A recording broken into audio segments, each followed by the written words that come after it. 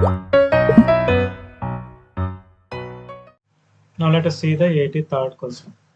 Noble gases are named because of their inertness towards the reactivity. Exactly. Identify an incorrect statement about them. Okay, among the 4 given options, 1 is incorrect and 3 are. This type of questions can be achieved by verification. Okay.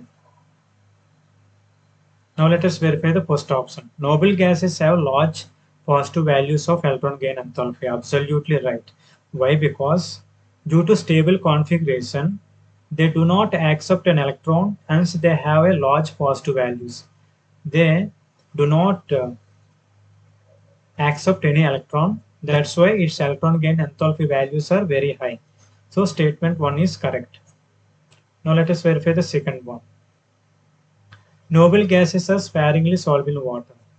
Absolutely right. Why? Because this is due to induced dipole moment.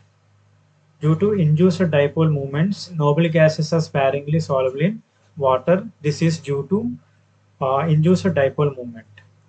Okay, statement 2 also right. Now let us verify the fourth one.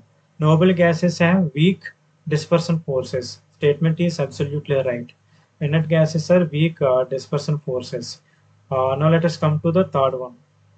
Noble gases have very high melting and boiling point. Is incorrect. Why? Because just discussed that noble gases of weak dispersion of forces.